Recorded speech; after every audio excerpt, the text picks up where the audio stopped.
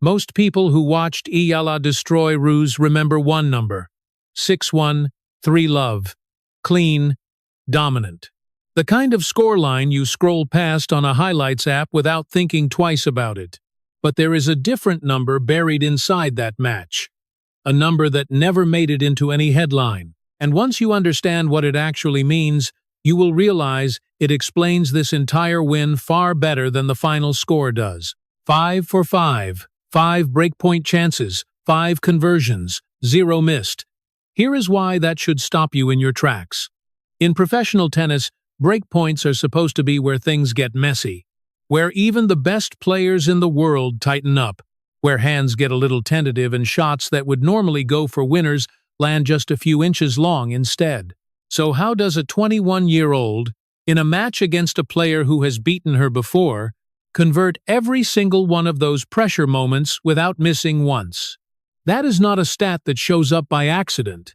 Something specific was happening in Eala's game at exactly the moments where most players start second-guessing themselves. And by the end of this video, you are going to understand exactly what that something is, because the scoreboard never tells you the real story of a breakpoint.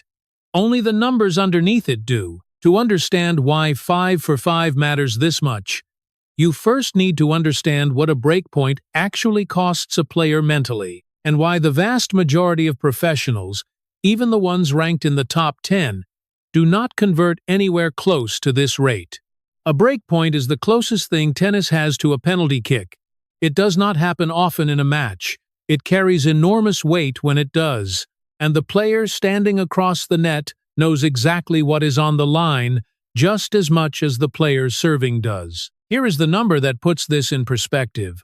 Even elite players on tour convert breakpoints somewhere in the range of 40 to 45% on average. That means more than half the time, when a player earns that golden opportunity to steal a game on their opponent's serve, they walk away with nothing. Not because they played badly, because breakpoints come loaded with a very specific kind of pressure that regular points simply do not carry. Think about what actually changes in a player's head at that moment. Every other point in a game, you have room to make a mistake and recover. Lose game point, and there is another game point coming. But a breakpoint is different. It shows up rarely, it disappears fast, and missing it does not just cost a point. It costs the entire opportunity. The next chance might not come for another 2 or 3 games, if it comes again in the set at all. That is why so many matches you have watched, even ones with a dominant player clearly ahead on paper, still end up going to a tiebreak or slipping away in a final set. Not because the better player suddenly got worse, because breakpoints punish hesitation, and hesitation shows up exactly when the stakes are highest. Now, hold that 40 to 45% number in your head, because what Eala did against Ruse does not just beat that average, it obliterates it. She converted 100% of her chances. 5 opportunities, 5 conversions, in a match against a professional who had beaten her before and clearly came in ready to compete. If you have ever watched a big moment in sports, any sport, where someone had one clean shot to change everything and completely blew it, you already understand how rare it is for anyone to go perfect when the stakes are actually real. That is exactly the kind of pressure Eala was facing every single time one of those 5 opportunities showed up. And she did not blink once. Keep that 45% number in your head as we go, because what happened next on that court blows straight past it, and the first piece of that puzzle shows up in the very first game of the match, in a moment that on the surface looked like trouble. Eala actually lost the very first game of the match. Ruse broke her serve right out of the gate. On paper, that looks like exactly the kind of start that leads to a long, grinding battle. A player down an early break usually has to fight uphill just to get back on level terms, let alone take control of the entire set. Instead, something almost the opposite happened. Eala won the next 9 games in a row. 9 straight games, against a professional who had just come off beating a top-level opponent in straight sets the round before. This was not a warm-up match. This was a player in form, someone who had shown up ready to compete at a high level. So here is the first mini question worth sitting with. If Eala lost the very first game of the match, what actually flipped that fast? And why did it flip so completely that Ruse never found her footing again for the rest of the set? Look at the point totals, and the picture gets sharper. Eala won 43 of the 62 total points played across the entire match. That works out to almost 70% of every single point, not just the ones that mattered on paper. This was not a player who got hot for a few key moments and coasted the rest of the way. This was sustained control from start to finish. But here is where it gets more specific and more interesting. Winning a high percentage of total points does not automatically mean a player is also winning the pressure points. Plenty of professional matches feature a dominant player racking up points in low-stakes moments, only to tighten up the second a breakpoint actually arrives. The gap between total points won and breakpoints converted is exactly where careers get separated on tour. Some players are excellent at building a lead. Far fewer are excellent at closing the exact moment that lead becomes real. So here is the second mini question. If breakpoints are where even elite players usually hesitate, what was different about Eala in those specific 5 moments that let her convert every single one without a crack showing anywhere? The answer is not simply that she was playing well that day. Plenty of players have great days statistically and still bleed away chances at 4:30, 30 love, breakpoint down. There has to be something more specific happening in exactly those moments, something that shows up nowhere in a basic box score, something that turns a good match into a perfect one at exactly the times it matters most. And here is what makes this genuinely hard to explain with the obvious answer. Ruse is not some overwhelmed amateur folding under pressure. She has a career-high ranking of world number 51. She has her own history of gritty comebacks this very season, including a win where she rallied back from a 4-love deficit in a second set just weeks earlier in Toronto. This is a player who knows how to fight through adversity herself. So if the opponent across the net is not the type to simply hand over free points, and if breakpoints are historically where even the best players in the world start to hesitate, how does a 21-year-old walk away with a perfect 5 for 5 on exactly the points that matter most? That is the piece the scoreline completely hides. And the answer to it is not about luck, and it is not fully explained by raw point totals either. But 5 for 5 on breakpoints is only half of what makes this performance so rare.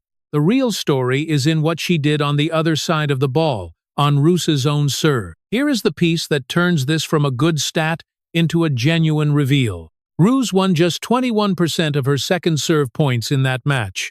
Eala won 69% of hers.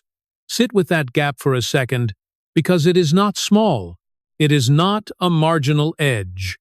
That is one of the widest second serve gaps you will see in any professional match this season. Now here is why this connects directly back to that 5 for 5 number, and why it completely changes what that stat actually means. Everyone assumes a breakpoint conversion rate that perfect must be about mental toughness alone. Nerves of steel, ice in the veins during pressure moments.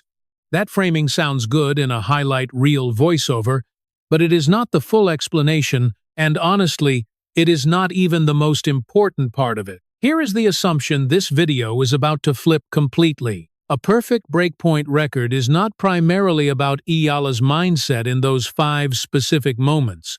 It is about the fact that Ruse never had anywhere left to hide on the entire court, on any point, at any stage of the match. Think about it this way. Imagine a boxer whose opponent knows exactly which hand they lead with every single time. Even if that boxer has excellent footwork and good conditioning, the fight becomes exhausting fast, because there is no surprise left, no safe angle to retreat to. Every exchange becomes a fight they are already losing before it even starts. That is what Eala's return game did to Ruse's second serve throughout this entire match. Ruse's second serve, the shot that is supposed to be the safety net, the reliable fallback when the first serve does not land, was winning less than a quarter of its points. That means by the time any game reached a critical juncture, Ruse effectively had one working weapon left, her first serve. And even that was only clearing 67% for Eala, meaning Ruse was still losing a third of Eala's return points on the shot that was supposed to be her strongest one. Now, connect this directly to the breakpoints. A breakpoint almost always arrives after a rally has already tilted in one direction. It is rarely a completely fresh, neutral moment. It is usually the culmination of pressure that has already been building for several points. Which means, by the time Eala reached each of those 5 breakpoint chances, Ruse was not stepping into them fresh. She was stepping into them already worn down by an entire match of second serves, getting punished and rallies tilting the wrong way. That is the aha moment hiding underneath the box score. The 5 for 5 was not 5 isolated acts of clutch heroics happening in a vacuum. It was the natural, almost inevitable result of Ruse having absolutely nowhere left to go on the court, no shot she could lean on that was actually working, no pattern she could fall back into that Eala had not already solved. This is exactly why the word clinic fits this performance better than the word win. A win can happen because of one big shot or one lucky bounce. A clinic happens when an opponent is dismantled from every single angle simultaneously until even the pressure moments stop feeling like pressure moments for the player dishing it out. Once you see those two numbers sitting next to each other, 67% and 69%, the 5 for 5 stops looking like an isolated highlight and starts looking like the natural result of something much bigger. And the proof that this was not a one-match fluke gets even clearer once you compare it to how Eala has performed under similar pressure across her entire season.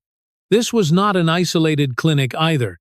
This is now 8 straight wins against players who have beaten Eala before, and the breakpoint numbers tell a strikingly similar story in almost every single one of them.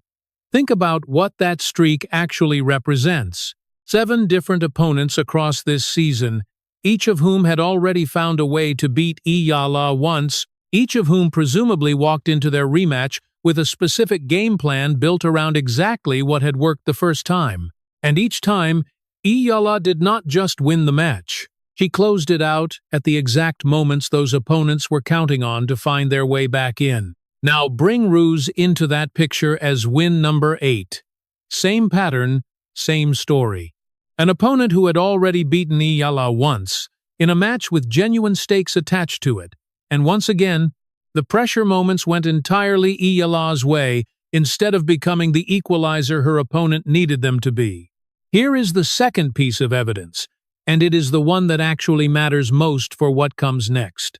Waiting for Eala in her very next match is Amanda Anisimova, currently ranked number 10 in the world. This is a completely different level of opponent than Ruse. Bigger serve, more firepower off both wings. The kind of player who does not typically let matches slip away through a string of unforced errors on breakpoints the way lower-ranked opponents sometimes do, which means the exact skill this video just spent 15 minutes breaking down is about to get tested under circumstances significantly tougher than anything Ruse presented. A 5 for 5 conversion rate against a player ranked outside the top 70 is genuinely impressive. That same rate against a top 10 opponent who has spent years handling exactly this kind of pressure herself would be an entirely different conversation and a much bigger statement about where Eala's game actually sits right now. So go back to that opening number for a second. 5 for 5. 2 minutes into this video, it was just an impressive stat sitting on a scoreboard. Now you know it was never isolated. It was the direct result of a return game so relentless that an opponent's second serve broke down entirely, of a rally advantage that had already tilted the match well before any breakpoint chance even arrived, and of a pattern that has now repeated itself 8 separate times this season against 8 separate players who thought they already had the answer.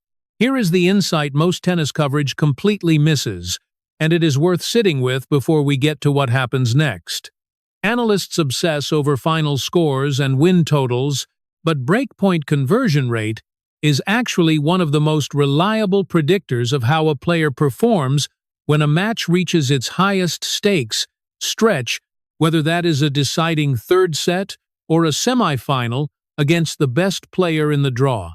Total points won tells you how good someone is on an average point. Breakpoint conversion tells you what happens when average points stop existing, and every single shot suddenly matters. By that measure, this was never really about Ruse at all. It was a preview of exactly what a top 10 opponent is about to walk into. So, here is the answer to the question this video opened with. Why did Eala convert 5 out of 5 breakpoints in a match most people only remember for a lopsided scoreline? Because by the time those 5 moments arrived, her opponent had nothing left. Not a working second serve. Not a reliable pattern. Not a single safe place left on the court to hide. That is not luck showing up 5 separate times in one match. That is a return game, so complete it turned every pressure point into a formality before it even happened. But here is why 5 for 5 genuinely might just be the opening chapter of something bigger. That same skill is about to face its toughest test yet. Amanda Anisimova, world number 10, does not fold the way lower-ranked opponents sometimes do. She does not hand over cheap breakpoints. If Eala's breakpoint clinic shows up again in that match, it will not be against someone still finding her footing on tour. It will be against a player who has spent years handling exactly this kind of pressure herself. That is the real stakes hiding underneath this stat. Not whether Eala can beat players ranked outside the top 70 under pressure. She has already proven that 8 times over. The real question is whether this exact skill, this ability to turn the highest pressure moments in a match into her cleanest ones, holds up against someone who belongs in the same tier she is now trying to break into. If it does, this stops being a story of Lukat, dominant win in Cincinnati.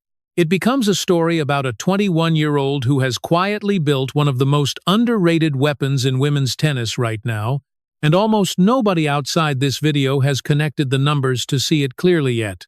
So, here is the open question worth carrying into that next match. Does 5 for 5 happen again against someone who has genuinely earned her spot in the top 10? Or was Ruse simply the wrong opponent to expose whatever gap still exists between Eala and that level? Nobody watching right now actually knows the answer yet. Not the analysts, not the commentators, not even Eala herself, most likely, until she is standing on that court facing it directly. What we do know is that match is coming next, and it is going to answer this question in real time, point by point, exactly the way this one just did. If this video just showed you a layer of this match you had never noticed before, subscribe now, because breaking down whether this breakpoint clinic survives contact with a top 10 opponent is exactly what comes next, and you are not going to want to miss how those numbers actually play out.